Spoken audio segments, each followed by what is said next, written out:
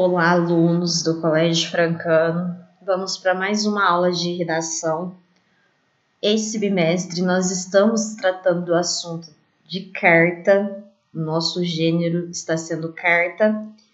Nós falamos na aula passada a respeito da carta argumentativa. Hoje nós vamos falar sobre a carta de leitor. Vocês já estudaram esse gênero, agora nós vamos aprofundar com algumas adequações. Os objetivos dessa aula é reconhecer as estratégias argumentativas empregadas para o convencimento público, analisar o caráter aberto de uma carta de leitor e produzir uma carta de leitor. Vamos lá? Então, afinal, o que é uma carta de leitor? Só relembrando, a carta argumentativa, você tem que elaborar uma forma de você convencer uma determinada pessoa de que você está certo. A carta de leitor é um tipo de carta que o gênero é epistolar. É veiculada geralmente em jornais, revistas, onde os leitores podem apresentar suas opiniões. Então não é um gênero tão formal. Você apresenta a sua opinião e eles revisam e colocam no jornal. Essa carta de leitor é onde coloca opinião, sugestão, crítica, pergunta, elogio, reclamação e são publicadas. E qualquer pessoa pode ver. Você não vai, igual a carta argumentativa, destinar a uma única pessoa. Não, vai ser publicado oficialmente. Qualquer pessoa vai ver a sua reclamação, a sua opinião. As especificidades que a gente tem aqui. Devemos lembrar que a carta de leitor possui um remetente. Igual qualquer carta tem um remetente e o destinatário. Antes de ser publicada, ela passa por uma equipe de revisão. Então, eu mando a minha sugestão lá para o jornal, eles vão revisar, corrigir os erros para poder publicar. Por esse motivo, não existe um modelo específico, uma vez que segue um padrão de apresentação e um espaço destinado para esse fim determinado meio de comunicação. Então, não tem aquela modelo específico igual na carta argumentativa ou no artigo de opinião. Vale lembrar que a carta de leitor é uma pequena seção do veículo de comunicação, a qual pode ser publicada na íntegra ou somente trechos relevantes. Então, se você vai fazer, pode ser publicada a carta toda ou só alguns trechos. A pessoa que vai publicar vai decidir o que ela vai colocar ou não. As características. Tem que ser escrita em primeira pessoa, ou seja, usar o eu.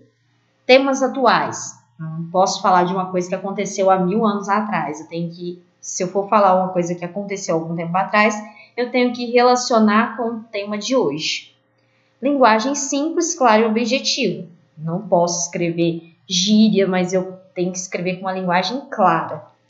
Presença do destinatário e remetente. É um texto expositivo e argumentativo. Por que argumentativo? Porque você vai pôr a sua opinião sobre um determinado fato que aconteceu. Então, isso faz com que ela seja argumentativa. A estrutura. Como fazer uma carta de leitor? Eu quero produzir uma carta de leitor. Como que eu vou fazer? Começo pelo vocativo. Aparece o nome da revista ou do jornal, pode vir acompanhada de local e data. Isso a gente chama de cabeçada. Então, eu ponho o nome do jornal ou ponho o local e a data. A introdução. Pequeno trecho, é sempre aquela coisa. Quando a gente fala de carta argumentativa, carta de leitor, a gente fala introdução, desenvolvimento e conclusão. A introdução você pega e fala sobre o assunto que você vai apresentar. O desenvolvimento você coloca a sua argumentação sobre essa ideia. Não tem uma quantidade de parágrafos. Você consegue fazer da forma como você achar melhor. E a conclusão, você amarra as suas ideias. Geralmente as pessoas colocam uma sugestão para melhorar essa questão que ele está debatendo.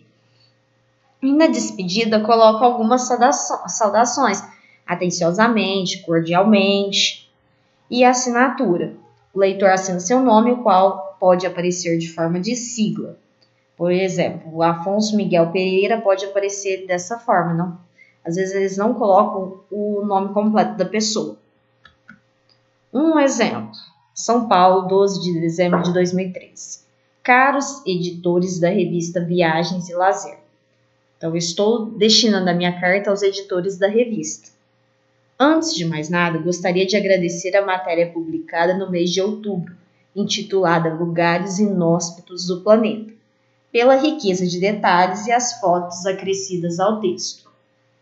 Após ler a matéria, fiz uma lista dos locais que me interessam conhecer, uma vez que sou um antropólogo e um grande viajante explorador de lugares. Quanto a isso, tenho uma sugestão para o próximo mês: a inclusão de uma matéria sobre as Ilhas Fiji.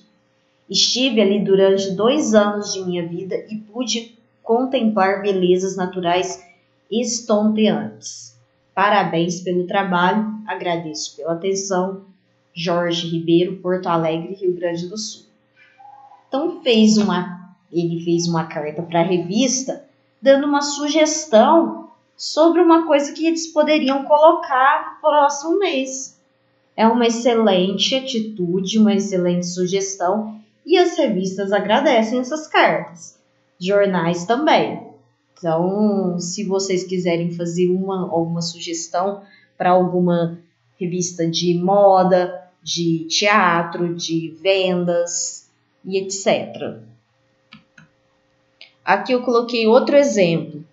Rio de Janeiro, 15 de setembro de 2012. Olá, pessoal da revista Team Feminina. Meu nome é Gisele, tenho 14 anos. Adorei a matéria sobre o primeiro beijo e gostaria de sugerir uma nova matéria sobre o namoro na adolescência. Sou fã dessa revista, compro todo mês.